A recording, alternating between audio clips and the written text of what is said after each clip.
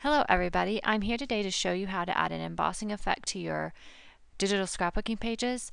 Thanks to my team member Tiffany, she showed me how to do this and I just think it's really cool.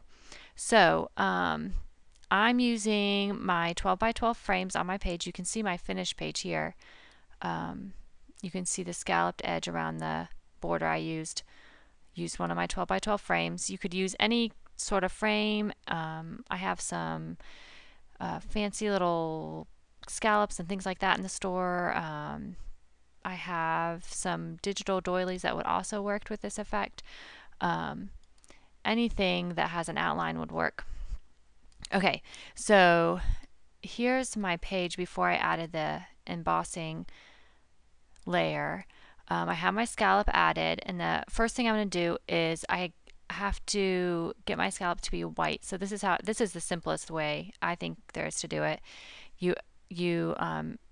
I clicked here, you add another layer, then I'm going to paint that layer, make sure it's on its own layer, and then I'm just going to clip that white layer to the scallop.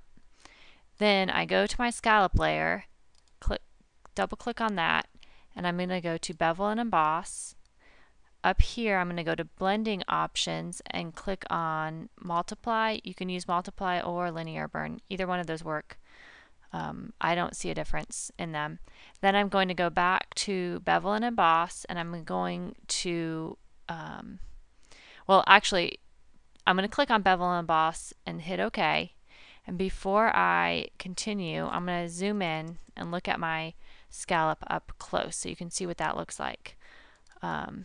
Then what I would do is go back to my bevel and emboss layer and just play with it a little bit.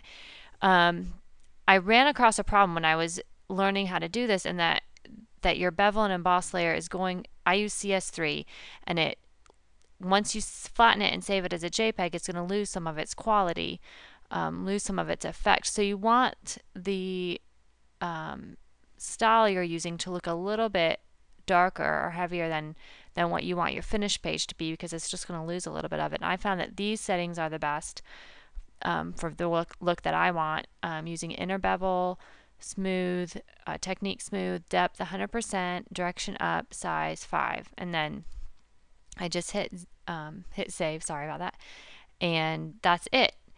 And then you have my finished page. This is what the final JPEG looks like, and I like the effect.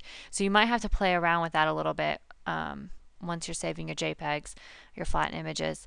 I also found when I was researching this effect that there's another way to do this, and I found a tutorial on Shell's Creations blog of how to emboss different patterns and such too. So you might want to check that out. I'll leave a link on my blog where you won't lose any of that effect. But I found that this is the simplest, quickest way to add that embossing layer on your page.